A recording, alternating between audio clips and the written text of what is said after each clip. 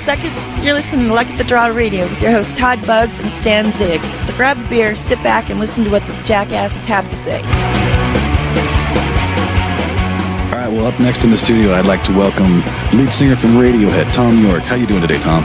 Today we've got a great guy in, one of my favorite bands of Sex Pistols, Steve Jones, is here to talk with us tonight. Well, it's an honor for me to introduce to you, and welcome to the studio, Les Paul. How are you today? This is really exciting to help for our 2009 New Year's party. We have all 4 original Beatles. Thanks for making it in, guys. All right, our next guest has been a major influence on my musical career, and it's an honor to meet you for the first time. Henry Rollins, welcome to the studio. Tonight we got a real different guest for us. It's not a musical guest. It is one of the WWF's finest, the Ultimate Warrior. Hey, put Bugs down. Well, I'd like to welcome to the studio none other than rap hip-hop artist, great Chuck D from Public Enemy. One of my big rock and roll just vocal legends guys I really like. We got Lane Stanley talking with us tonight. Hello, Lane. All right, ladies and gentlemen, it's an honor to welcome in, straight off of tour, Johnny Cash. I remember the first time I heard Two Live Crew was at my first bachelor party, and the girl was out dancing, and you know, my mind was blown because I heard a rap song with an Eddie Van Halen guitar riff, and I couldn't wait for her to be done dancing so I could go up and ask her, what music were you playing? Two Live Crew had Eddie Van Halen? I thought that was Tone Loc. No, they sampled some Van Halen. They sampled a lot of rock and roll stuff, the Two Live Crew, and whatever it was, I heard that, and I go, what the hell? Wow. So yeah. Yeah, because I only knew the Me So Horny stuff. If you got any comments, insults, requests, you can call them at 530-618-2847 or email them at wewantbeer@gmail.com. Well, hello, and how are you? This is Luck of the Draw Radio number 5. You with me, Bugs? I'm here. Woohoo! Yes, number 5. Can't believe we made it this far. Number 5. What you drinking there? Sounds good.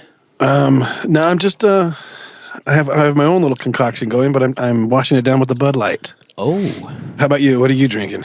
Coors Light. Actually, though, out of the bottle because I had to go buy a new keg today. So, it seems first, I don't know, 4 to 8 hours. There's so much foam. I kind of theorize I'm wasting a lot of beer trying to force it.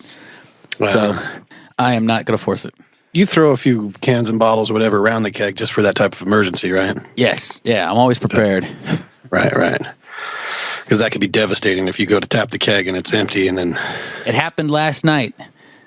And I ended up drinking whiskey, thinking of you. Nothing wrong with that. Yeah, just a lot of ice, a little bit of water.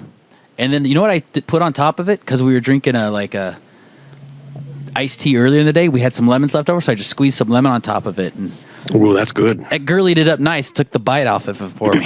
When we were doing the land speed racing out at El Mirage, I tend to, especially on the days where it's 115, 112, I'll drink lemonade with whiskey. Oh, wow. Gets you through the day. Nice. Yeah, it was tasty. It was good. Well, very good. Very Took care good. of things just fine. Well, and how was your week then? Mine was good. Just still wrapping things up with work. Going to start 3 days. Monday will be the last of the 3 days that I have left there. And there's like a Tuesday. There's a pizza party for everybody that's leaving because I think, like I said in the last show, there's out of 120 workers, 40 workers were laid off. Right. And we're the first group of those people to be let go. And I think May or June they'll all be gone. But I think they decided to have a little like pizza party for all of us go-awayers. A little morale booster. Yeah. It's nice, but it's kind of like, oh, come on. Because usually, the last couple times they've done, it's one of those things that sucks. The company's got some cool things. Like we've had pizza parties before where they had beer, and you end up having lunch, drinking beer, and then by 3 o'clock they go, just go home.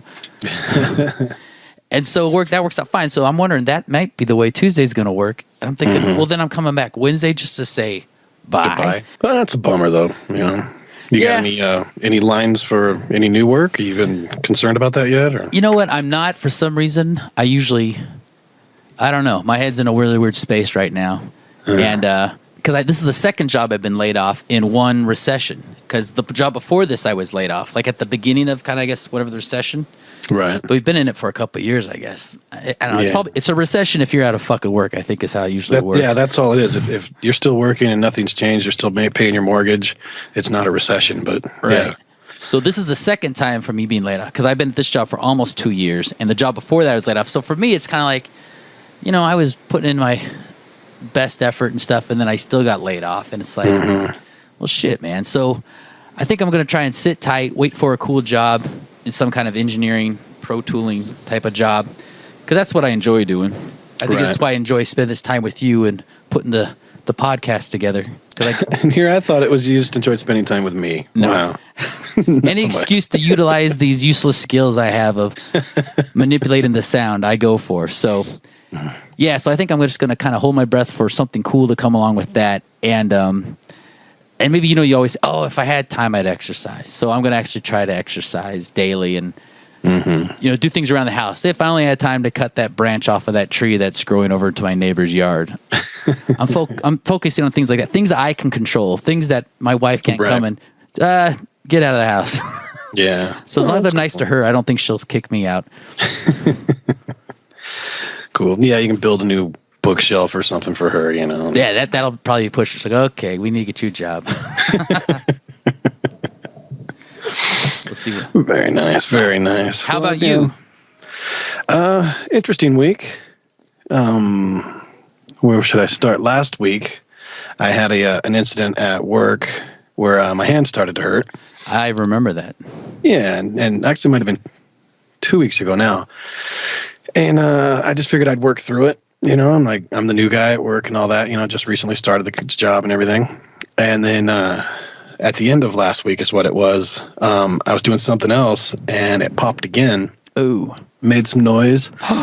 And I woke up the next morning and I couldn't use my hand at all. My hand was all swollen and it was just nasty. Oh my gosh. So I went in and had to go to ER. They did a bunch of x-rays, put me on pain pills, which is the concoction I'm on tonight. So if I'm a little out of it here and there, I blame the Norco more than I blame the beer. So they got the x-rays back, went to the specialist, and I officially have a broken wrist. Oh my gosh. Yeah, and they say that it looks like it's an old injury. And what happened at work, like the bone was fractured. And then what happened at work was a ligament was pulled, and it pulled a piece of my bone off. Oh. So, yeah, so that's where we stand. So I've been in a splint. I've been out of work all this last week, and I'm out of work pretty much all the way till the end of this week as well. How is new work cool with this? Yeah, they're... annoyed, what can they say? Like, my hand was swollen. It's not like I was faking it. I'm just like, this is the way it is, and this is what the doctor tells me to do in order to get better. And I have a pretty decent relationship with my direct supervisor, so I'm talking to him as bluntly as I can. I'm just like, hey, I'm sorry this happened, but this is the way it goes. And he's pretty cool. We're gonna work through it. They say that they're gonna, take me back as soon as I'm 100%. And then the other event that happened over the week was I got a weed whacker that's about 4 years old, and the weeds are out of control in the yard. So I decided, well, now that I've got a little bit of time off, I might as well whack some weeds. Yeah, it's an electric one, and I'm pretty concerned about the earth, so there's emission free. Like, it doesn't really matter to me, but so I'm outside and I'm weed whacking, and the weeds are pretty tall actually, and I should have done it a long time ago. And I noticed the thing start to smoke, and so I'm kind of laughing about it. I'm like, this is funny, and I just kept going, and I look, and all the air cool vents are clogged, and I'm like, I don't care. I'm going to keep going. I kept going. And I got about halfway done with the yard, and the weed whacker caught on fire. Big old flame came out. I had to run to get the garden hose, and I put the thing out. Oh, my God. And, I was afraid I was going to burn the mountain down, but didn't quite get that bad. But I was laughing my ass off. I thought it was hilarious, because, the weed whacker's like 4 years old, whatever. So it's time for a new one anyway. Mm-hmm. So I go to get a new one the next day, and the same brand, same part number, everything has been upgraded and better and all this crap. With the one I have has one string that chops down the weeds. Right. The new one's updated for 2 strings. Ooh, it's nice. Yeah, and I'm like, stereo. well, give it a shot. I get home and I got about probably 3 feet of weed whacking done, if even that. And the 2 strings got tangled up together. And I'm like, ah, shit. So is this going to be a common occurrence? So I cut them free, get everything set. I turn it on again, and it probably spins around 3 times before it gets caught up again. Wow. And so I'm starting to get pissed off at this thing. So I spent about 20 minutes using it, and 15 of those was me untangling the 2 strings. Holy shit. So I ended up, I threw it across the yard and then went back to the home furnishing yard company and returned it and said, fuck this, I want one with 1 string. And they're like, oh, well, we don't sell those anymore. So the yard looks half finished. It's horrible. I'm on the hunt for a single string weed whacker now. Wow. So yeah. You're old school when it comes to weed whacking. That's how I roll. So yeah, but other than that, it's been pretty much status quo. Been staying around the house a lot, getting ready to go to Viva Las Vegas, leaving Thursday afternoon. Wow. What was the theme for this Luck of the Draw radio show number 5? Number 5 was bands that were 15, 20 years ago, very contemporary, very popular and successful, and where they're at now. How are they remaining relevant, if they are or if they're not, I guess. Be it if they moved on to different musical styles, or if they tried to, because I know there was a while there where like glam was completely looked at as a ridiculous genre, especially with grunge around and everything. And then there's been a resurgence with the likes of, the Steel Panthers and things like that to kind of bring it back. And there's a lot of people in the Midwest that never stopped listening to glam anyway. So I guess the topic was more or less, how are bands from that era trying to be contemporary now? Right, then and now. 15 years. So that was my idea, because you're the one that came up with the idea. That was just my interpretation of it. It was a fabulous interpretation on your part, my friend. Well done. Well, excellent. Glad to hear it. So am I gonna fire the first shot? Yeah, why don't you go ahead and because I'm gonna knock it out of the park on the first band. Oh, so that's why.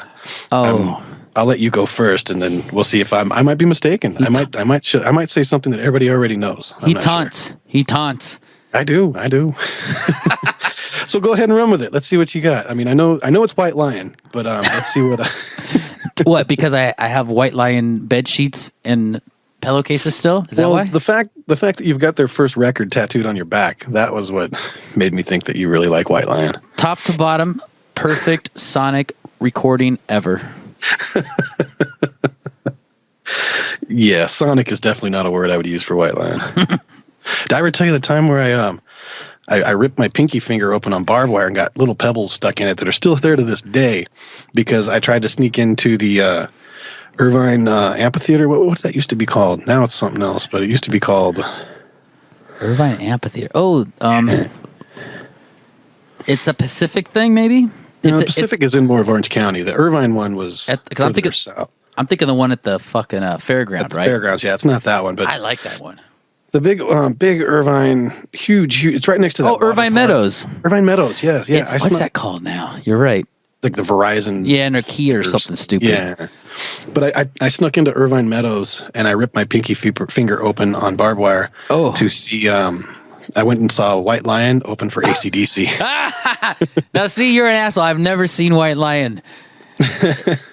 You snuck into it. You endured bodily damage to see there's them. A scar I'm looking at right now. I got a pinky scar, just a little scratch. It looks like now, but there's little pebbles underneath it. They're like stuck inside my finger. Though truth be told, I mean, you were there for AC/DC.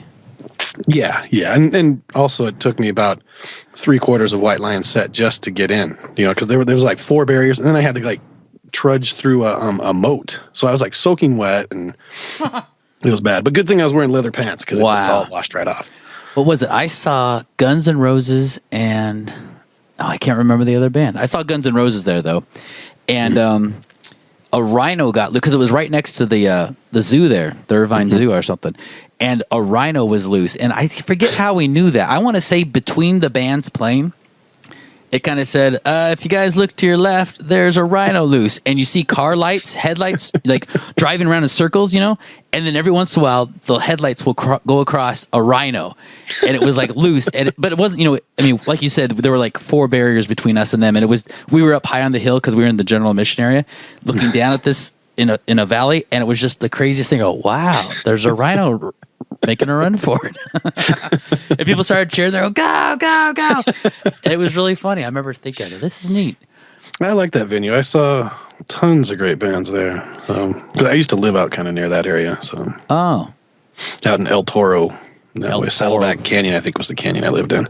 Oh, wow. Well, we got all sidetracked off your first pick because I don't think it's White Lion. No, well, I thank you for that because it's not. It means you think a little bit of me. Though, Yeah, I wanted to clear the air. I don't want the listeners to think that you're really that bad. yeah, the name itself could knock somebody back. I am talking, my first pick, Faster Pussycat. Awesome. I can tell you the first time I ever heard a Faster Pussycat song. Where? Actually, that's not true. The first time I ever heard a song, I saw them live. But the first time I ever heard the song on the radio was I was going across London Bridge in Lake Havasu. Wow. And I remember it vividly. So strange. I like Faster Pussycat. I got their record at in my record collection right now. Yeah, I liked both. I liked all of them that they put out, actually. I thought the last one, Where There's a Whip, There's a Way, I think that was off their second album. They had some really good songs, I thought. The interesting thing about these guys is, like a lot of bands, I think they put out 3 albums. They must have got dropped or something. And then when it came time to reemerge, the guitar player, I believe this is how the story goes, the guitar player says, great, we're coming back, we're going to do Faster Pussycat songs from the first 3 albums. The singer goes, fuck no, we're still Faster Pussycat, and we still got something to say. We're going to, give it a little twist, and we're going to put out a brand new album of songs. And they got a big fight over it, and they sued each other over the names. Oh, wow. But this particular album definitely has a 9 Inch Nail kind of, grinding alternative samples, but it's got that real heavy guitar riffs, and every song's about sex. And the name of the album itself is The Power of the Glory Hole, which is a wonderful thing in itself. So I'm so glad they paid homage to an American tradition, yes. And I love it. I think it's a great album. It's real, it's different, it's edgy, it's hard, it's got a little industrial grind, and it has samples going on, and it's cool, man. I like it. Yeah, I know like that kind of stuff too. Yeah, I know they put out this album, and they put out a live album, and I don't think they put out a second album of original stuff, but I'm anxious to hear what they do next. And I hope they do something next. But it's one of those things, it's a super little album, little label called Full Effect Records, and it was a real pain in the ass to try to find it because they're not on iTunes, so you had I had to find a little website that sold it. And that could be independent even, they just give it a record label, but right. Well, they're doing it themselves kind of thing, but they got their own label.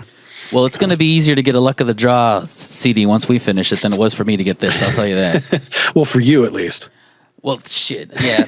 It depends. Because all you got to do is buy it from me. I got to buy the fucker? Come on. Fuck. You suck. Yeah, I remember I used to see Faster Pussycat all the time, like at the Roxy and the Whiskey and Scream and all that. They were mainstays. I used to see them a lot. So I saw them at the Palace, and with a band called Black Cherry. Actually, was it the Palace? I remember Black Cherry. Do you really? I don't. Was it? Yeah.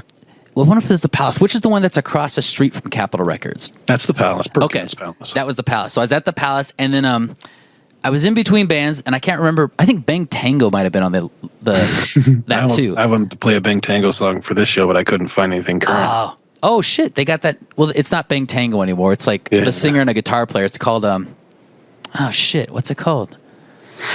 I got the CD behind me. I'll have to go grab it. Oh, it's killing me. I'm gonna grab it real quick. Wait. All right. We'll cut this. They had what was that? The hit or whatever, the one tune that was just so good. Someone Like You. Yeah, Someone Like You. Yeah, I like that tune. So while he's out getting that, I guess I can do some banter here and kill so we don't have dead air. Can you hear me? Yeah. Okay, well, I'll tell you the story too. When I was driving from Newhall to Oxnard for work, I used to stop at this coffee shop in Camarillo, and it was the only place that was open at 5:00 in the morning. And we used to walk in there every now and then, and there'd be porn playing on the TV and just like crazy rock videos and stuff playing all the time. And you'd just be like, it was kind of funny, that's why we would stop there, just because it was weird. And there was some skinny dude in the back that just looked like an 80s rock star. And this is in the 90s too. This is probably late 90s even.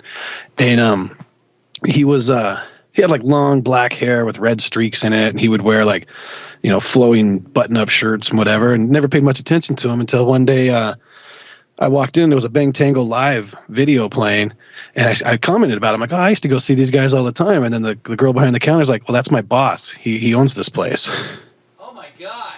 So yeah, it was pretty funny. I didn't actually talk to him or anything, but that was pretty funny. The Bang Tango rock and roller went on to own a coffee shop in Camarillo, and I think it's still open. I don't remember the name of it, but Well, what was the fucking place we played in Vegas that had the old bad 70s porn playing with no sound, but just playing on the TVs instead of sports games? The dive bar. I That like place is that cool. place. Yeah, we need to get back there too. It was 100 degrees outside because it was in Vegas, and it was 110 inside. Because we brought the heat. That's why I didn't even think about that. It's because we were tearing the fucking shit up. We're burning the barn down. It was probably the 10-minute bass solo, I guess. Yeah, that really took a lot Well, to listen to. why I'm playing you the song, I'm going to run to another. I have a couple of stashes of CDs here in my house, and I'm going to find, because it's going to kill me that I can't think of this fucking name of their new band. Okay. But it's good. The new stuff's good. And it's funny. That Bang Tango is kind of in the same direction. The new Bang Tango is kind of in the same direction as this Faster Pussycat. It's edgier with a little more nonsense going on. So here, I'll play. We'll start with the 30 seconds of old Faster Pussycat, and then we're going to jump right into new Faster Pussycat with Number One with a Bullet. Excellent. I'm looking forward to hearing it. So here we go. Luck of the Draw Radio gives you Faster Pussycat. YouTube copyright infringement.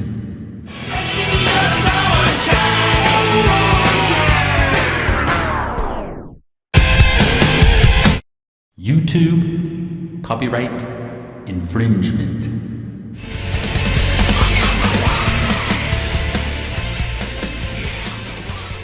All right, there it is, man. Faster Pussycat, Number One Very with a nice. Bullet. Yeah, off their Power in the Glory Hole CD, came out in 2006. I can hear his voice. Definitely, it's distinctive. Tammy Downs. Uh-huh. I like the song. I like the song overall. I think it had a very kind of a light industrial, like somewhat like Ministry, but without the electric drums. You know, like Yes. the triggers. I can hear that, And yes. I like the guitar tone, that the single note stuff that they were doing, but I didn't hear a bass in that entire song. And there was a spot where the lead stopped for a second, and the drums were tum tum ba tum tum, and it would have been perfect to have a big like a rolling bass in there, but I don't know, didn't hear any of it. Yeah, well, Can't have it all, I guess. no. I was excited to find that, and actually, I'm pretty sure I found that through MySpace. Just kind of cruising around and looking for old bands type of thing, and Right. my next band actually might have spurred me to think of what other bands were still pushing stuff and new stuff, and put me on a search. And actually, as that song was playing, I snuck away and found out the Bang Tango band we were talking about earlier that I couldn't remember the name is called Beautiful Creatures. Oh, okay. I never heard of that. I didn't even know that they were still doing that. Yeah, they put out one album, which I have, that I really liked. They put out a second. I listened to some of it, wasn't thrilled, so I never bothered buying it. And I'm pretty sure that's already said and done. And they might just be doing Bang Tango shows, with. They should. I always liked Bang Tango. I got them on cassette out in the chicken coop. So That's when I first got them. And it's funny, I when I first heard them, I thought they were called, I liked Oingo Boingo a lot, so I thought they were called Bango Tango. But after a dirty look at the record store, I was quickly informed that it was Bang Tango, friend. set straight, yeah. I remember them playing around LA even before like the whole boom where everybody was getting signed. And they were given a little bit less credit than some of the other bands because they were real pretty boys.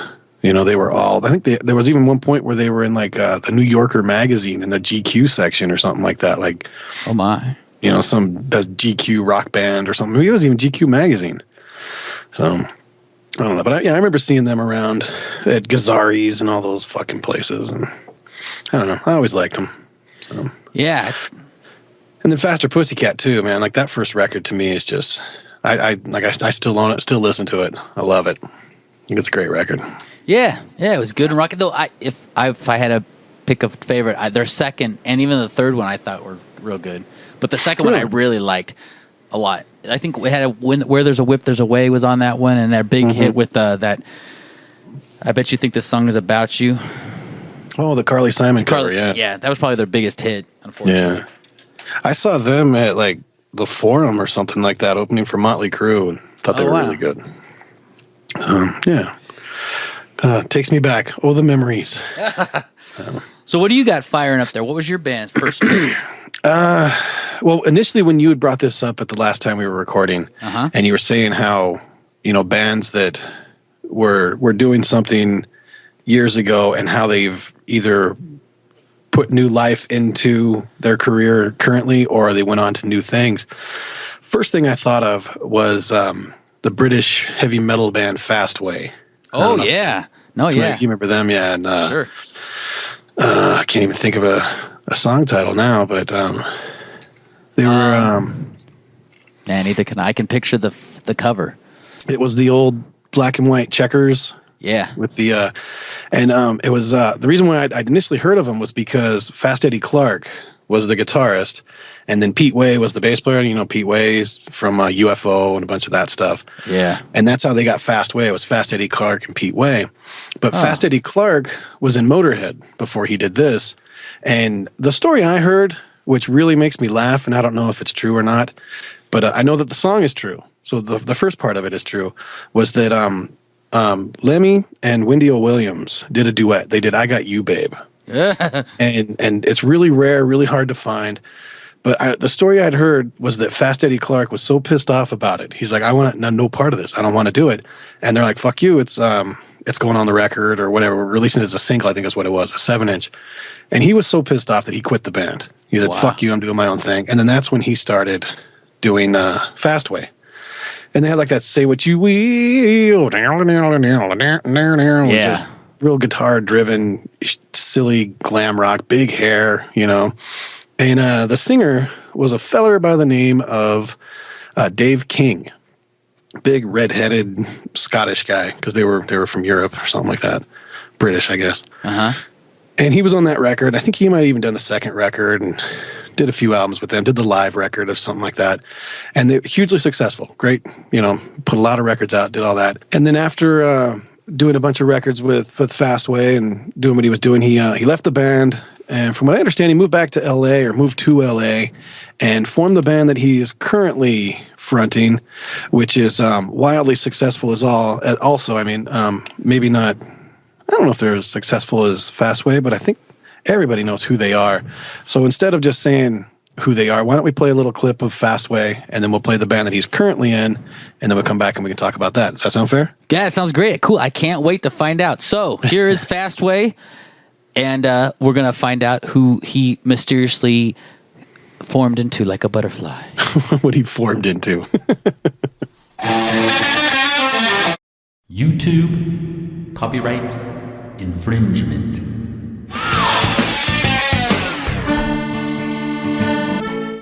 YouTube copyright infringement. Well, there you go. Funny little tidbit there about the Fastway too is I recently just bought that on vinyl, like maybe 2-3 weeks ago, and I was at a collector store out here in the Antelope Valley, and the owner is also the cashier kind of thing, and he prides himself on knowing what records are worth and everything. And I'm flipping through the metal and the rock and everything, and I saw that Fastway record, the first record, and I'm like, oh man, I haven't listened to this in years. I had to check that out. And it was like $3.99. And like perfect, used vinyl, great, a good purchase. So I go up to go up with my stack of records, and I put it down on the counter, and I've known the guy for years because I've been going there for quite a while now.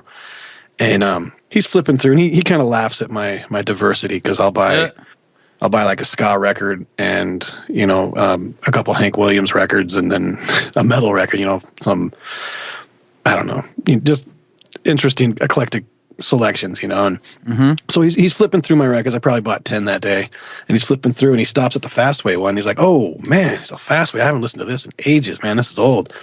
I'm like, yeah, it's pretty cool. The funny thing is and I flipped the record over, and on the back there's a picture of the three guys in the band. I go, the funny thing is a lot of people don't realize that, and I point to the singer. I'm like, Dave King, the vocalist for Fastway, he started flogging Molly, and now he's doing flogging Molly. Okay. And the dude like looks at me and he's like, what? And I'm like, yeah, he's the singer for Flogging Molly. And he's like, you're fucking kidding me. And then he looks at it and he's like, holy shit. And he goes and gets a Flogging Molly CD. And he's like, God damn it, if I'd have known that, I'd charge you twice that for the record. Teaching him a lesson. So I got away with a Wow. $3.99 vinyl. But yeah, that was Fastway, and then Dave King went on to form Flogging Molly. I think it's a bit of a stretch, but that's interesting. From what I understand, he was always kind of into that Irish folk stuff, even though, like when glam was big, he was doing the Fastway stuff, I guess, to pay the bills or whatever. He's on doing that. Yeah, the voice for it. I mean, great voice. Yeah, he definitely had a metal voice. And if you notice too, like the vocals now, he's definitely gotten more Irish. He's even when he talks between songs and stuff, it's just everything's all, you guys, you want a pint, and so I think he's kind of playing it up a little bit, but it's still a great band. I think Flogging Molly's wonderful. So that's cool. Maybe he was repressed in the Fastway days. Fastway.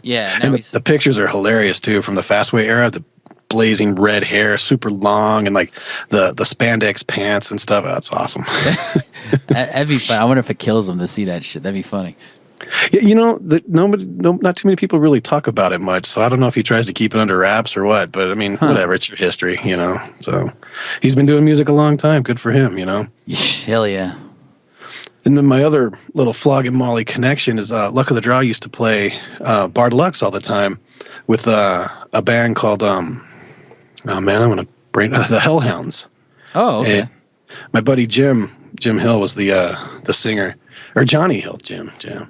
Johnny Hill was the singer, and I'd known him even before. It was really funny. We were playing in bands when I was in Cartoon Saloon, and he was in another band called Puppets of Mankind, and then we lost contact for a while, and then we met one night when we were both booked at Bar Deluxe, and he's loading in gear, and I'm loading in gear, and I'm looking at him like, you look a lot like, and he's like, you look a lot like. Wow. So we kind of rekindled our friendship at that point and hung out and played with them a bunch, hung out with them a lot. And they went through a lineup change at one point, and they brought in this young guy, and he was the new bass player, and a super cool kid, just like super excited about playing rock and roll, really good on the bass, just a nice guy. So he and I hit it off pretty well, and we used to go out and we'd party a bunch, and we'd go to Scream and all the different LA clubs, but he was like, 16. So he was like, I had to sneak him into a bunch of the bars and buying beers and things like that. But, the scene back then too is when you were in a band and you would play that club and then you would go to that club another night, they'd always let you in. There was never any issue about, IDing and things like that.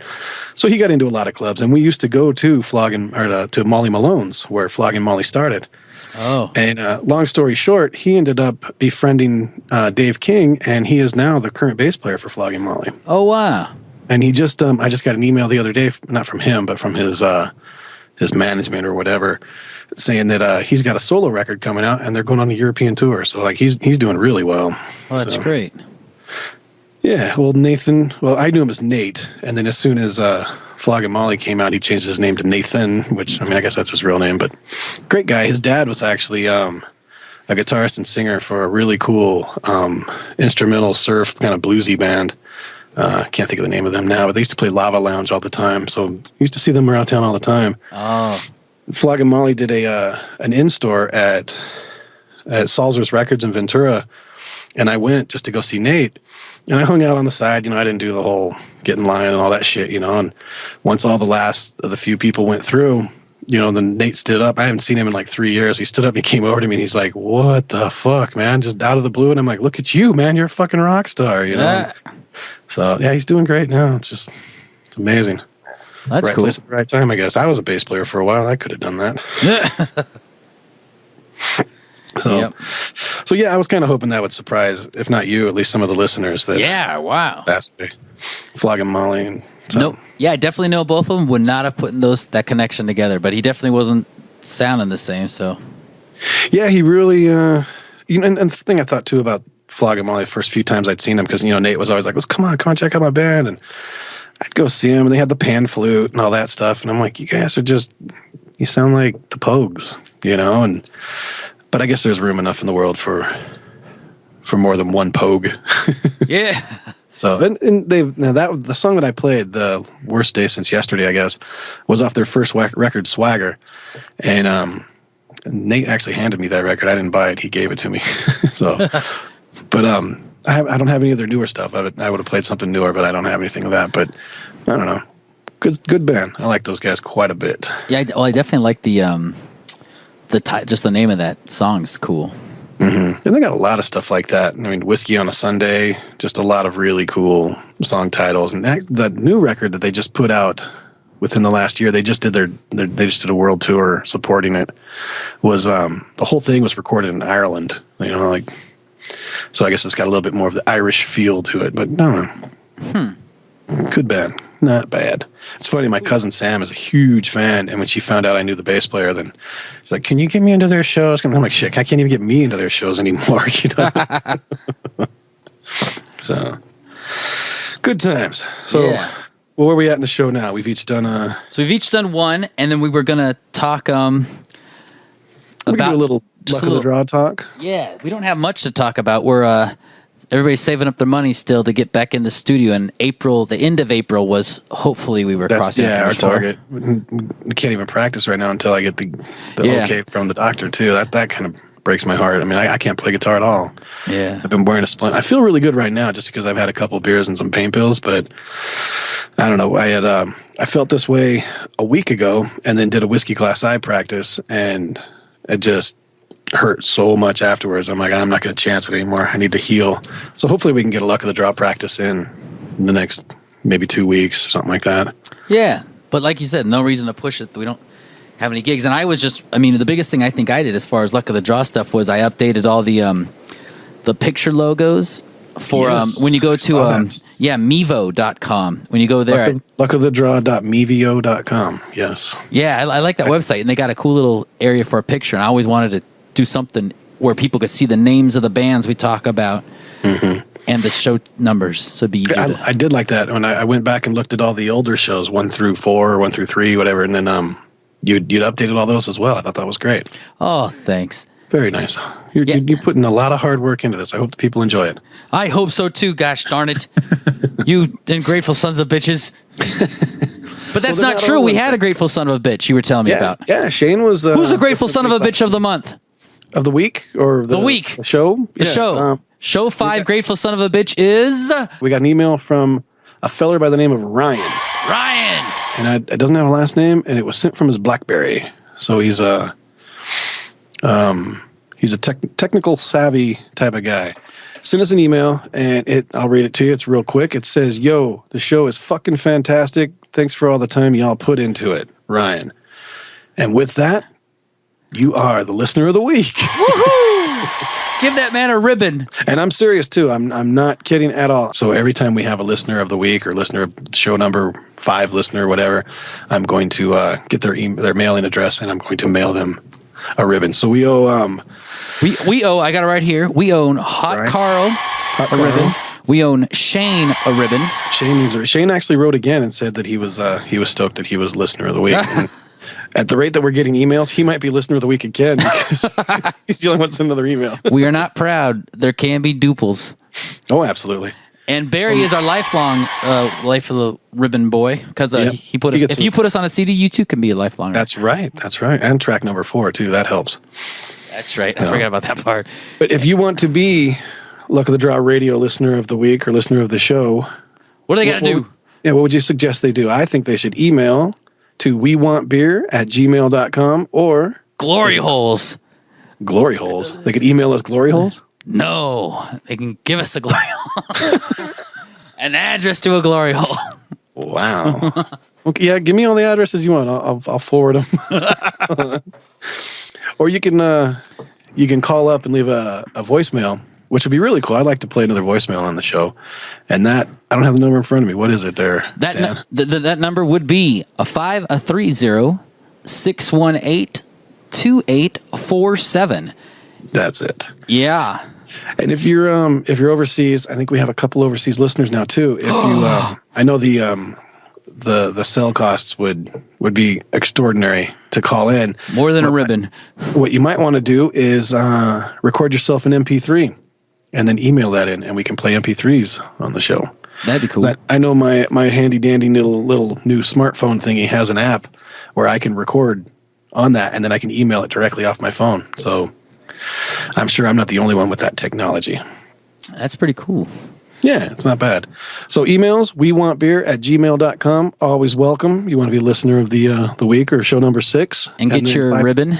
Get your ribbon, absolutely. And 530-618-2847 is the listener line. Yeah. So, with all that said, thanks to Ryan for the email. And when I get the ribbons, I'll get in contact with you again, and I'll get your address, and I'll mail you a ribbon. Yay, Ryan. Yep, that's right. Cool. Well, then I guess, should we keep moving on with the then and now? Yeah, let's motor ahead. I got another band, and I'm certain you do too. You got White Lion, right? I sure do. Actually, the White Lion was a close second, but this band I have won over them.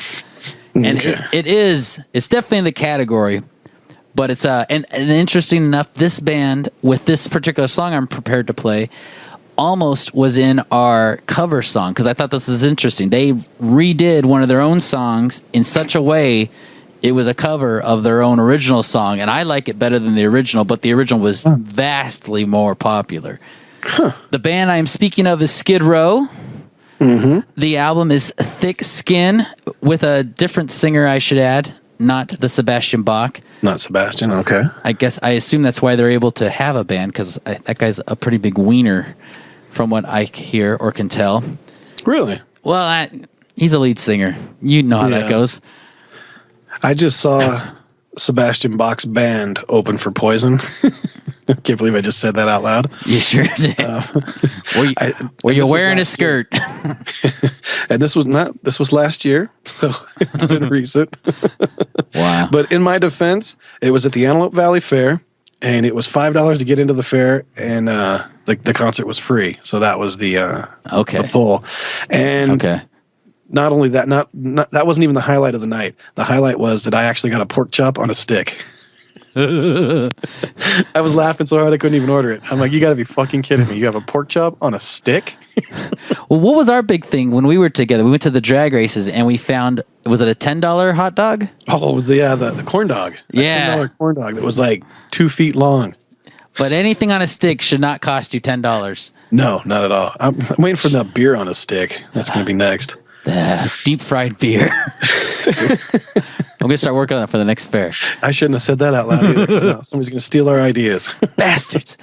So I got the pork chop on a stick, and then sat in the bleachers, and I watched Sebastian Bach. And he was what, 18 when that Kids Gone Wild stuff took off. So I mean, he was young then. So now he's still younger than us, but he played well. Like his whole band they were good. They did a lot of Skid Row tunes. Mm-hmm. And he still had the voice for it. And he was just doing the whole frontman rock star thing, like running up to the front of the stage and clapping hands with the guys up front and doing I want to hear this side yell. And all the lights come on the left. He's like, not give it up on this side. He was doing the whole thing. And it was totally a flashback to, that whole era. So I don't know. I thought it was cool. He still had the voice. Huh. Well, yeah, like we were saying with this, the song I'm going to play off this Skid Row, because this album came out in 2003. And I'm pretty sure they have another album out that I don't have. But the singer they got with them now is Johnny Solinger. And I like this guy. His voice is very Sebastian Bach-ish. And if you didn't know it wasn't Sebastian Bach, you might think, is that's Skid Row? I mean, it sounds enough like, but the song itself is, like I said, is a very signature Skid Row song. It's I Remember You. Oh, okay. That's going to be But TWO, so it's I Remember You Too is the way it's labeled on the album itself. A little pun on that. I Remember You Too and number 2, second version. I get it. Yeah. I'm quick like that. You are. You're on top actually, of it. That was a really popular tune. That would be huge. It'd be hard to emulate and redo and make it better, I would think. For me, vocalist. Well, for me, and I would think with most of our listeners, they will say what I'm about to play is 100% better, and they might even like it enough to go buy the album. Because I heard this song, and I go, holy shit, because I was hoping actually the whole album would be like this, and but it wasn't. But the other songs I thought were great songs, and I like them, and I actually like this whole album. But this I Remember You Too is just, it knocked my socks off. I loved it, and it's not even their genre. It's they could this song, you would almost think, wow, is Social Distortion have Sebastian Bach singing with them right now? Wow, that's cool. It's cool. I'm really happy to play Well, I'm it. looking forward to hearing that then. I mean, this is new to me because I had no idea that they even, had a new singer and we're still putting stuff out there. So And that's what we're doing here for the good people. We are making people aware. And if the good people are me, then so be it. You and Ryan and Shane, because right. he's still emailing us. Hot Carl's off the radar. We're not sure. Yeah, haven't heard from Hot Carl in a while. Barry can do whatever the fuck he wants as long as he keeps us as number 4 on the That's compilation right. album. Well, Barry's a busy man. I can understand him not listening all the time, but Well, cool. How about I play you this song? you going to play like 20 seconds of the original? Yep. Cool. Well, I'm looking forward to hearing it. All right. Well, then here we go. We're going to start off with the original, and then we're going to bust right in with the I Remember You Too, Skid Row off of their album Thick Skin. Booyah. Look at the Draw Radio.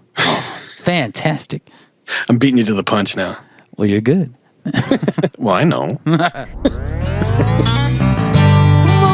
YouTube copyright infringement.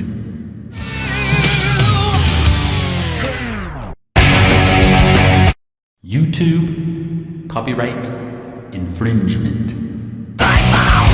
All right. Skid Row, I Remember You Too. I remember you too. Yeah. Different singer, different. That I was could definitely hear a lot of that Sebastian Bach kind of feel, especially in the early part. But man, that wasn't at all what I expected. That sounds like a whole different tune with just lyrics rehashed, Yeah, I loved when I heard. I go, holy shit! I like that singer. Even on the other songs, I like the singer a lot. I think he's a great vocalist. Yeah, I was impressed. So yeah, good tune, good pick. Yeah, to me, when I heard that, I go, this guy went to the fucking Hootenanny and said, why can't my band play the Hootenanny? And he went back and rewrote a song. Yeah, man, that was Because it's got the original guitar player in it, the guy Snake, I think his name is. okay. And I think it's the bass player's the same. No, there's a couple different guys in it, but it's definitely got the main guy, Snake. And it's still called Skid Row. It's still called Skid Row. He owns it because Skid Row existed before. Oh yeah, they had a Sebastian singer Bach. before Sebastian too. Yeah, they were actually. That was kind of the singer quit or whatever. And, Well, my understanding was that was the big East Coast quest. Like Bon Jovi was friends with this guy Snake, and he says, "I can build the perfect band." And they went on the hunt for the perfect singer. They'd find a singer. They do shows. The band was really big, had a local following, but they'd always update the singer just to try to take it to the next level. And they found Sebastian Bach, and they were ready to hit it. And most of the songs were written.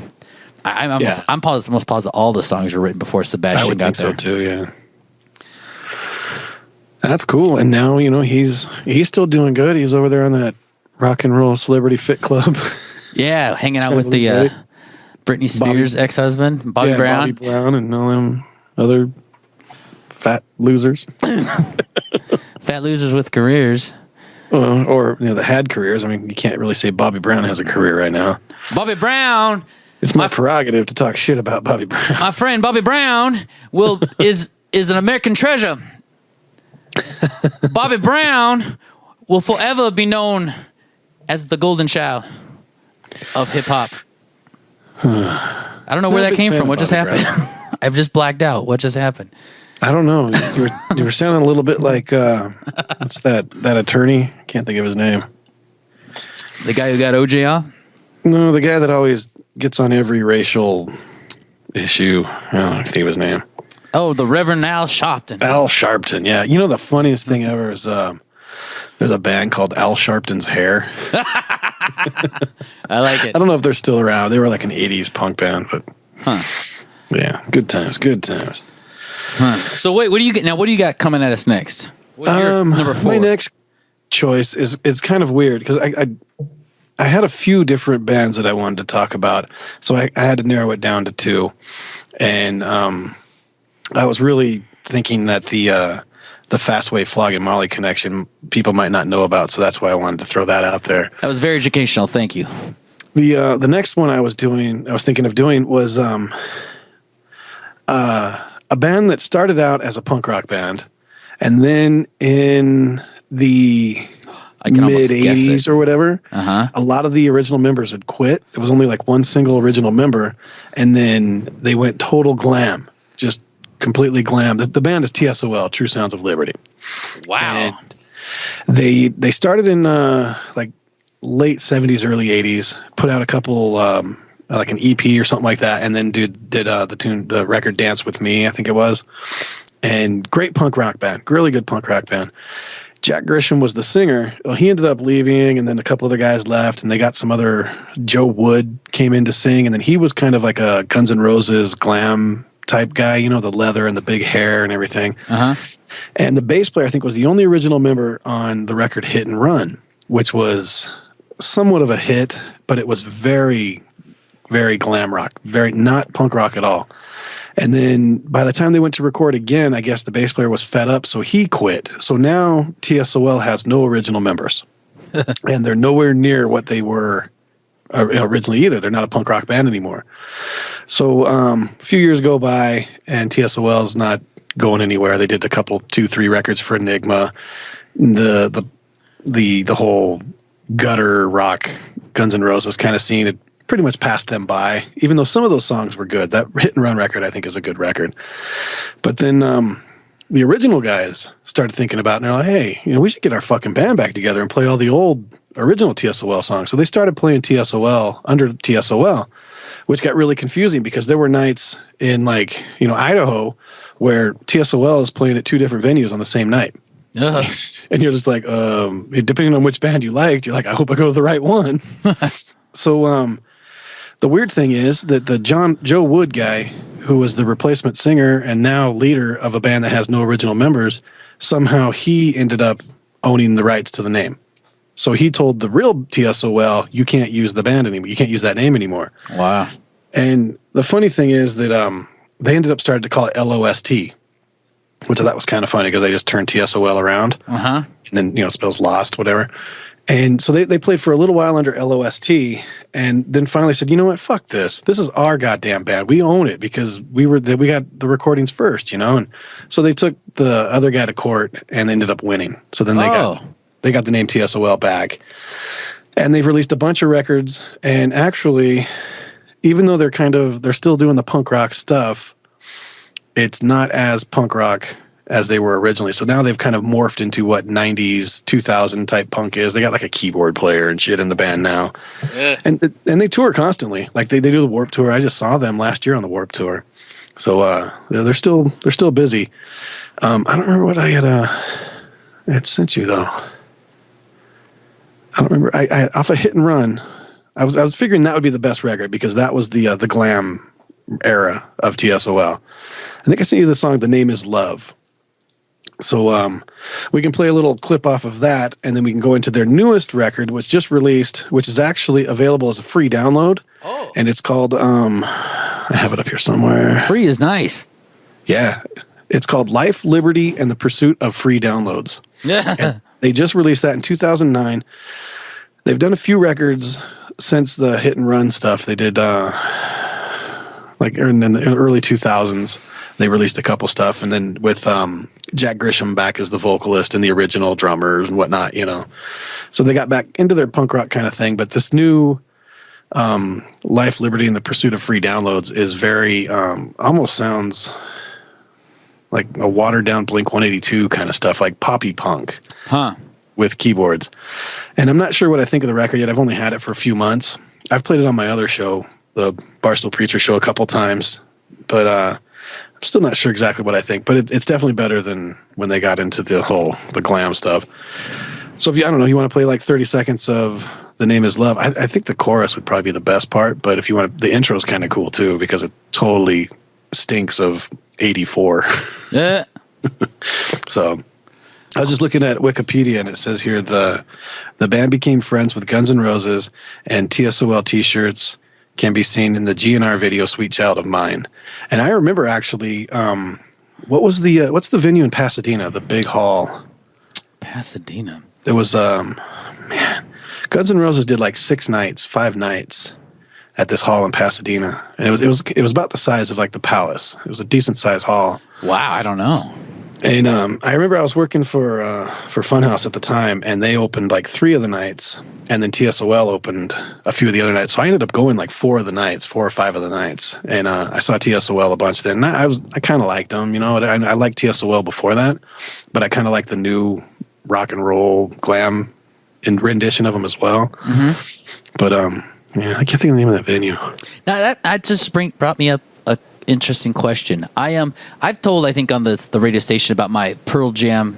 I saw them like 3 times before the album came out. Now, with Guns N' Roses, when from what you saw them a few times before the album Appetite for Destruction came out, I would assume. Mm-hmm. Now, when the album came out, were you surprised? Did you go, "Yep, that's the band I know," or did you say, "Whoa"?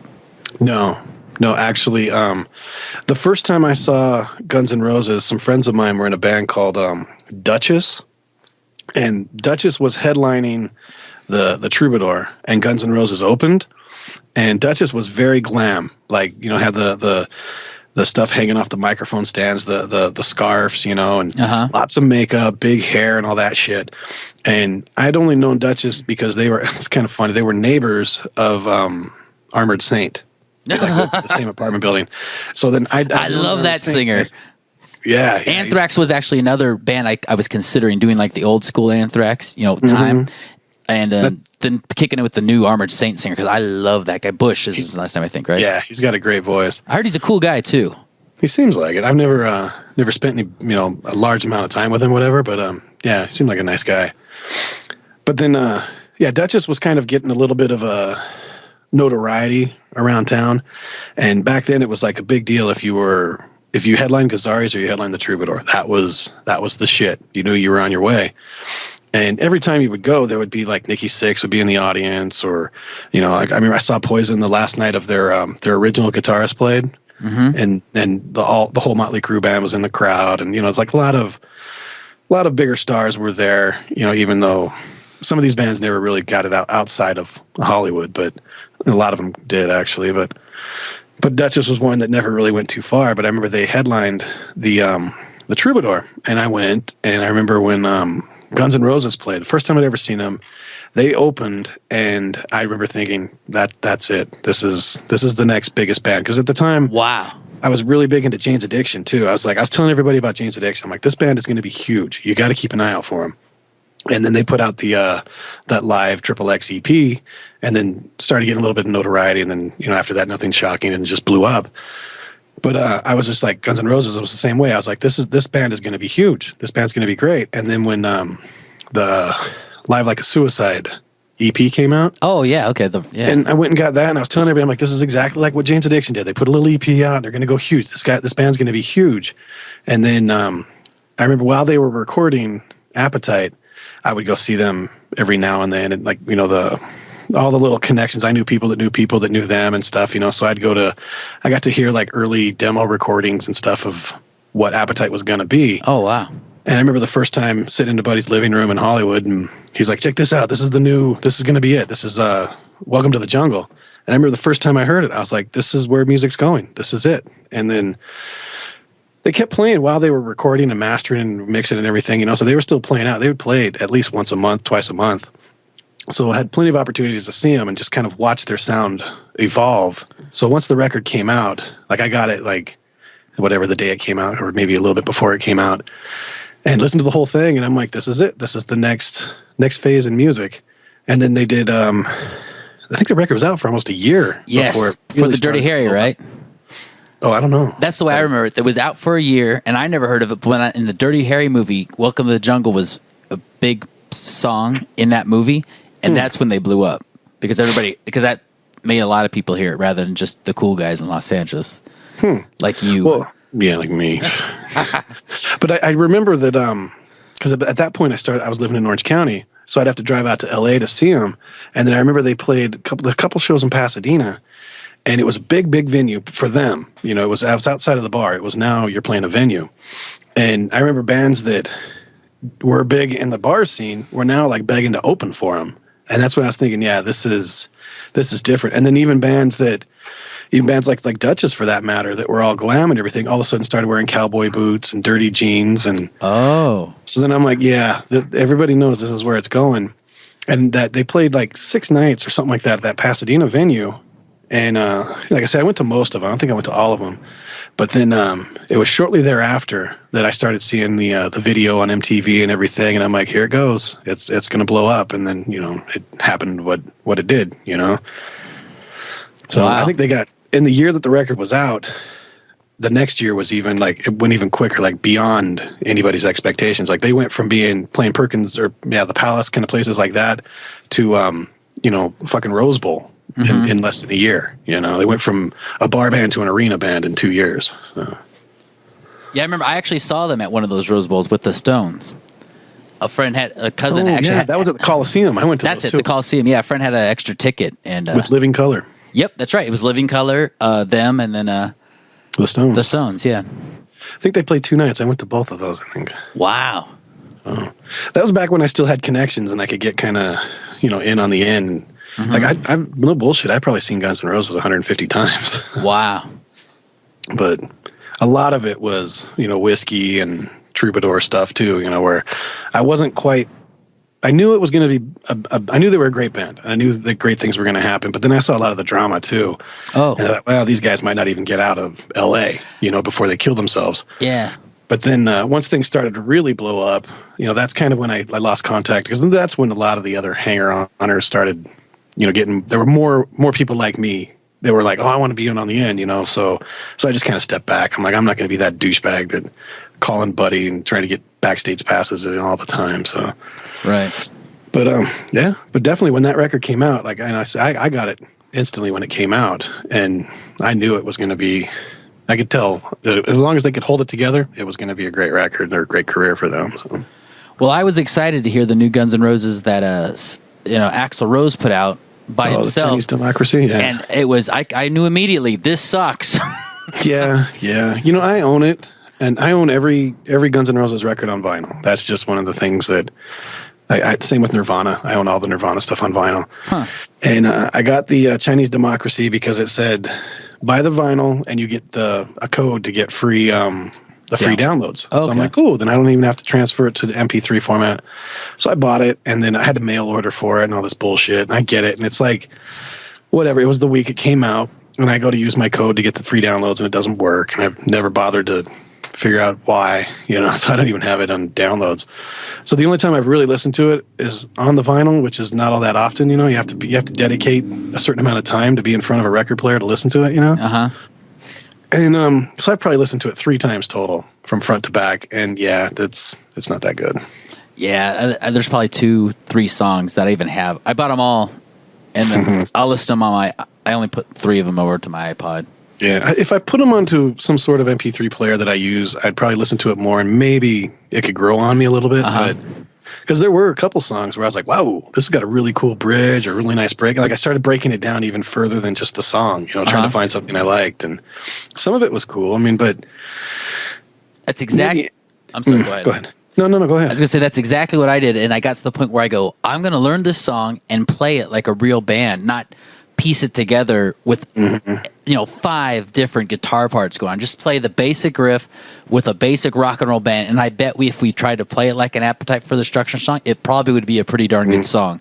Yeah, that's pretty much what I was just going to say too. Was at the end of like the Use Your Illusion 2 and all that, you could really tell that Axl was becoming Overproduced overproduction. Yeah. Yeah, he was kind of becoming what's that Goodbye Yellow Brick Road guy you like? No, stop it. What? There were a couple Elton John songs, but that was not Elton John-esque. He is no. What I'm saying is he wanted to be that orchestrated and that elaborate, and Axl thought that he could pull off a classic rock kind of even Stones kind of thing where they get like strings and stuff like that. And to me, Guns N' Roses was always just a dirty rock and roll band, and he took it where it shouldn't have been. I definitely agree. Yes, you're right. Once Izzy left the band, I was still kind of running in the circles at that point. Once Izzy left the band, I knew it was going to fall apart because Izzy was the glue. Like a lot of people didn't realize, Izzy was the reason why Axl even moved to LA. Oh, he knew him in Arkansas or whatever, and he told him, "You got to come out. We got to do this band." But Izzy Man, we should do it. I got a couple solo records from Izzy that I could play that. I do too. I like all Izzy's stuff. I The think. Juju Hounds and stuff. Though even he did. There's one called 108 Degrees. Oh yeah, I think that was the second solo album. And Yeah, the George of the Satellite guy he did it with, like, was in the band. 118 degrees. That's that's a good fucking songs on there. Like they do it's not Johnny Be Good, but it's a Chuck long Berry. distance information. Give me Memphis, Tennessee. They Yeah, just just a great version of that. rip the fuck out of it, man. I mean, just good rock and roll. You can tell he's a good musician. You can tell he likes the sound of a guitar. And he's got good taste. Yes. You know. Yeah. He didn't want all the orchestration and all the keyboards and the like that November Rain. Like he didn't want to be a part of that, and he knew he could tell that's where Axl was going, and that's why he left. The rest of the band was like, "We're still making money hand over fist. We're going to stay in on it."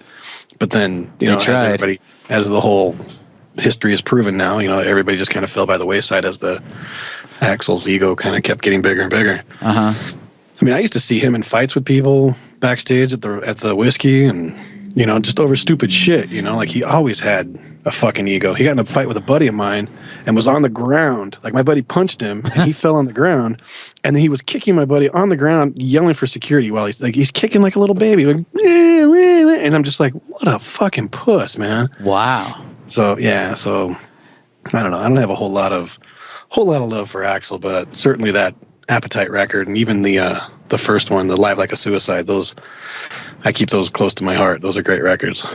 Yeah. Well, cool. So should we jump right into that TSOL? It was a bit of I guess we got a little off track on that, but TSOL opened for Guns N' Roses for a few shows there. Back in the day, they were really tight. But yeah, we could start. We'll play a little snippet of The Name Is Love, and then I think I sent you We're Together. That's which right. Is off the newest Love, Life, and the Pursuit of Free Downloads. And you tell me what you think. I shouldn't have tainted it already by saying I'm not sure what I think of it, but you can listen to it. I think it's not the TSOL that I know and love. Well, let's give it a spin, and we will decide together, my friend. All right, sounds good to me. Cool. All right, here we go. TSOL. Luck of the Draw Radio. Hoo-ha! Did you like that one? That was pretty clean. I did, and you see the way I switched up the hoo-ha? Yeah, you went for hoo-ha instead of booyah. Right. It's all in the I same like how you family. do that. Yeah, thanks. Me too. All right, here we go. I got 1,000. YouTube copyright infringement. Got 1,000,000. YouTube copyright infringement.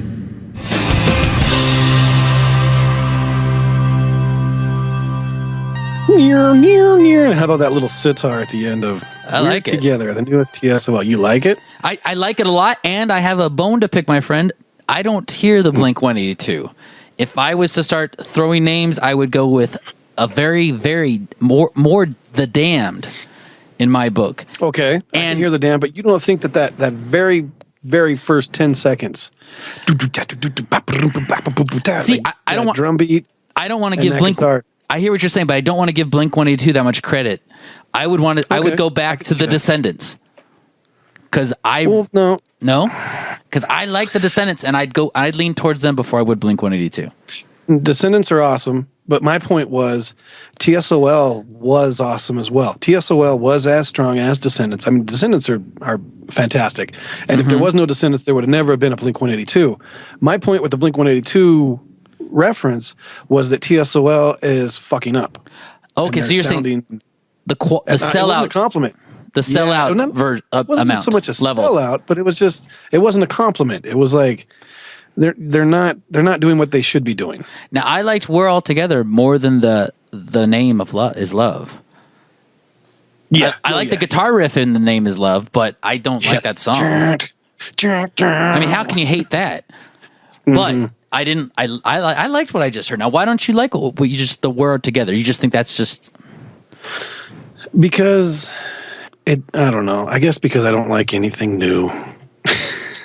you're an old. No, I don't know. I like I said, I've only listened to it a few times, and I'm not a fan of the keyboard. I'm not a fan of that sitar thingy at the end there.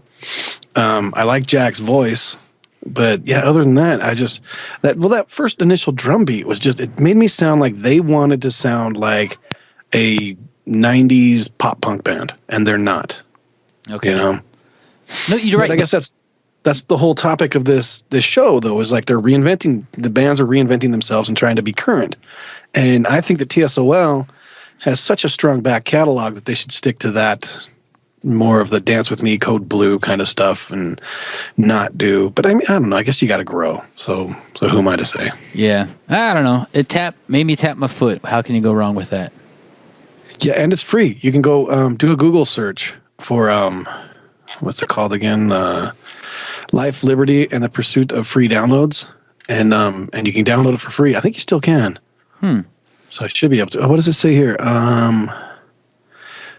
It's made available as a free download through the Hurley's website. So that clothing line Hurley, I guess, financed it. Oh, okay. So let me look at the link right here. Hope my computer doesn't crash, and then I'll go away. Don't. That's a pain in the ass to get everything back going, my friend. Yeah. It's also referred to as the 30th anniversary album. Wow. So they've been out 30 years. I know. When I was picking albums, when you just get back to 30 years type stuff, for me, the Kiss, when they started out from the makeup to the non-makeup, they did an album called Revenge that was amazing, and to me, that was them reinventing themselves. And then they turned it back to the makeup, and I was very unhappy with that. This is the 5th show, and we've had one show. I have to apologize. You didn't mention Kiss. I do. I want to apologize to everybody for that. I missed out on the Kiss quote. I was almost going to mention it that day while we were recording. I'm like, hey, we got through a whole show without mentioning Kiss. But I thought, you know what? If I do, then I just did it. It's funny. My wife jumped all over me about that. She goes, you didn't mention Kiss. Why didn't you mention Kiss? I'm like, fuck. I don't know. Maybe we should just do a Kiss show. There it is. Always the 4th segment of the show, we get a burp from you. Do you want to do an all Kiss show? Would that get it out of your system? No. I don't want it out of my system. I want it right where it's at.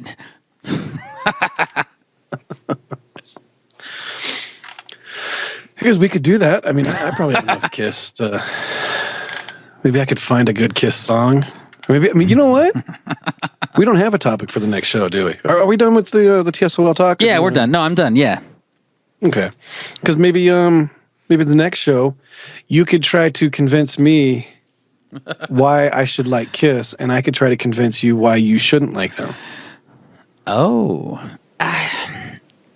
Okay, if you want. I just doesn't. I'm happy with my little Kiss world, and people don't need to be involved with it, so I don't want to. So for all the Ryans, the Hot Carls, Shanes, and Barrys out there, I don't want to. If they don't like it, I don't want to make them listen to it. Well, I don't know if people don't like Kiss. It's just, I know I don't care for them necessarily, but maybe we should have that. If you want to hear a Kiss show, you should email in. Let's say that. Okay. We want beer at gmail.com. Yes, because we are definitely still working on the social distortion. I've made my phone calls, and I'm kind of waiting for phone calls. Mm-hmm. And if I don't hear from a phone call in a while, I was told I should recall my first step, and they will reinitiate the second step, if that makes any sense. Because I'm definitely... No, I understand that. I'm contacting through a contact type of thing, and they said if they don't get back to you, don't worry about it. That's the way they usually roll, so... Well, I was supposed to talk to Brent last night at the gig that I didn't go to. Oh. So I'm going to have to get a hold of him another time. So, but yeah, he's always just a phone call away. So, well, cool. We should be able to work that out anyway. I'll keep working on that one. So, as far as the next show goes, what should we do? What should we do? Yeah, I don't know. I was trying to come up with ideas during the week, but how about just new music because I've got a couple bands I've been wanting to play, and we don't have a reason to play them. Like there's this one called Danco Jones. Have you even heard of those guys? No, I'm not familiar with them. I really like them, and maybe it's bands that are like they're doing their own thing, but they're bringing back. I mean, there's a very obvious Thin Lizzy connection. Or like when you hear them, you think, "Oh my God! If Thin Lizzy was alive and they were doing this is what they'd sound like." And that's what I hear when I hear this Danco Jones. So maybe we can do bands that remind us of a band that existed prior. Okay, or is that fair or too vague? a band that's kind of bringing back a certain genre. Yeah, I don't know if they're meaning like to that? bring back a genre, but they're definitely the prior band definitely influenced them to an extent where you hear it right away. Okay, I could probably work with that. I got a band kind of in mind that they're a rock band, but they're kind of they're bringing back the folk rock, I guess you could say. Okay. So, I don't know. You ever heard of My Morning Jacket? I've heard the name. I couldn't hum you a tune though, but I definitely know what you're talking about. Because that's definitely a band that's new. They're current, but their old school roots run deep, I guess. Okay. Yeah. So we could do something like that. Yeah. Okay. Cool. Well then, I guess we're about ready to wrap it up then. Yeah. Does that sound like a show to you? It sounds like a fabulous show to me. Once again, old Stan, I had fun. I had a blast, and I had a couple beers. Yes, I did too. I had a couple pain pills. Mm-hmm. Oh my! Oh, you're drinking out of the bottle? I'm Drinking out of the can. much. Oh, you know what I heard the other day? It cracked me up. There was these two guys on a radio podcast show, and they were talking about doing gay chicken. and it's where they look each other in the eyes, and they keep getting closer and closer and closer, like they're gonna kiss. And then the first guy that turns loses. That sounds like a winner to me. That cracks me up. Gay chicken. I actually heard of I can't think of the comedian's name. This comedian was talking though, and he says, no matter what you do, if your buddy's giving you a blowjob, as long as you scream out "Slayer," it's not gay. It's not gay. Awesome. Yeah, putting Slayer into any context makes it an ungay moment. So Yeah, suddenly it's masculine. keep that in mind. Yeah, because there ain't nothing gay about Slayer. I thought that was funny.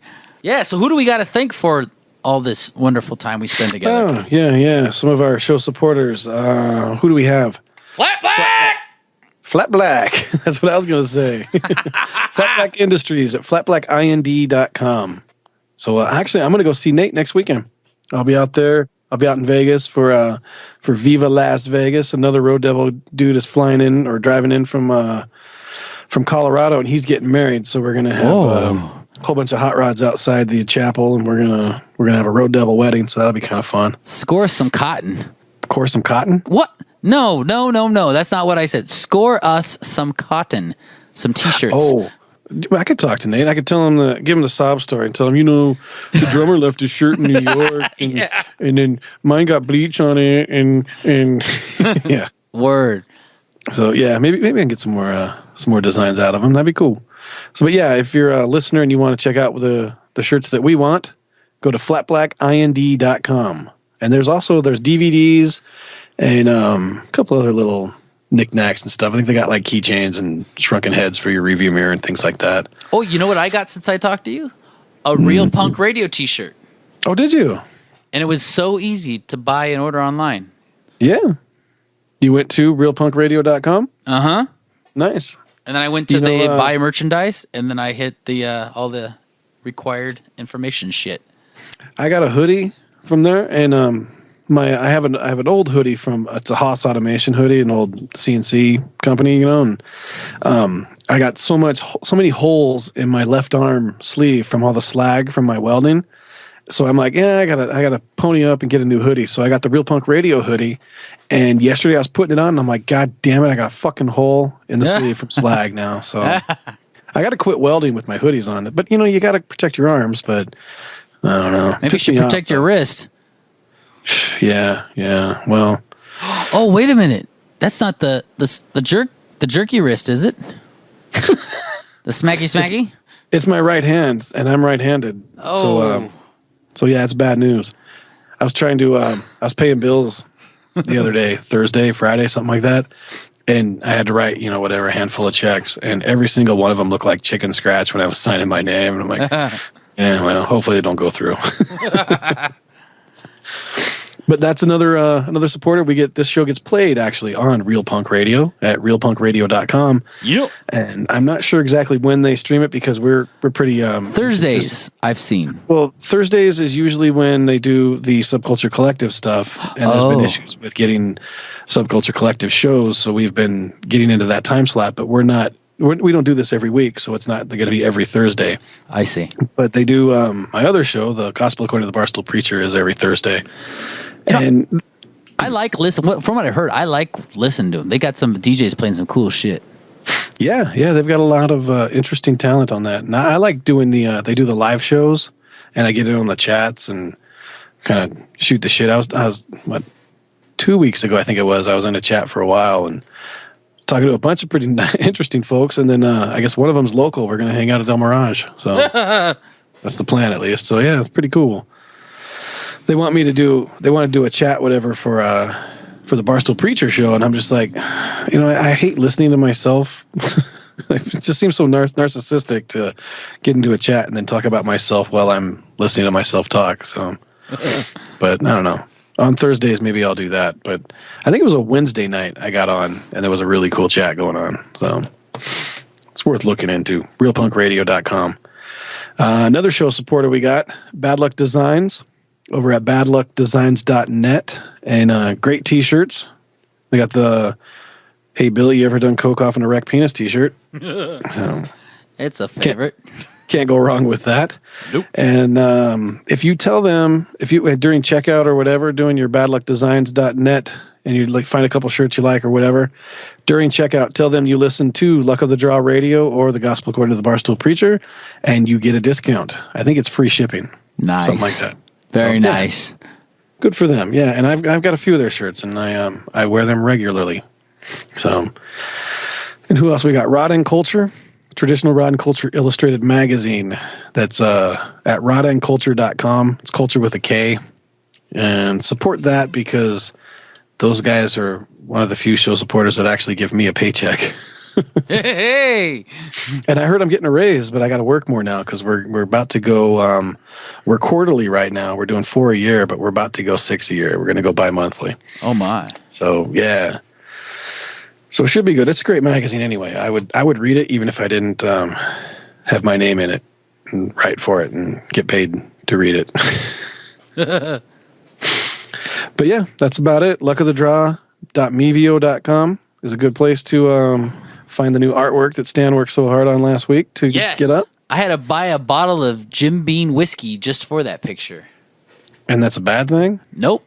Okay then. I've been putting it to use ever since. Good. I just bought I don't know how big of a bottle. Everybody just calls it a handle because it has a handle, but it's like a gallon jug. Mm-hmm. So I just bought one of those today. So I'm hoping to put a dent in that in a little bit here. So that's the plan for the evening. We're going to go down to Crossroads, I think, and hang out with some of the neighbor folks. And then since I don't have to work tomorrow, go ahead and self-medicate my hand by drinking some whiskey. Very cool. Well, you do have a good one with that. I will. And then that's all the show supporters. Well, then we're good, man. We're out of here? Yes. It's been fun. It's been real. Another Sunday night. And next show, we're going to talk about, what was it, bands that kind of Bands bringing back a band of the old. Or a vibe or, genre kind of thing. A genre of the old, yeah. Cool. So if you're a listener and you have something that you think is relevant to that topic or even not, and you want to be Listener of the Week, you can give us a call at 530-618-2847. Or where can they email us at, Stan? They can email us at wewantbeer@gmail.com, just like Ryan did. Be like Ryan. Yep. And get your ribbon, because ribbons are coming. They're coming. I'm not kidding. I'm going to figure that out. I gotta figure out how to figure that out, but I'm going to figure it out. That'll be awesome. Yes. All righty, man. Looking forward to that. So cool.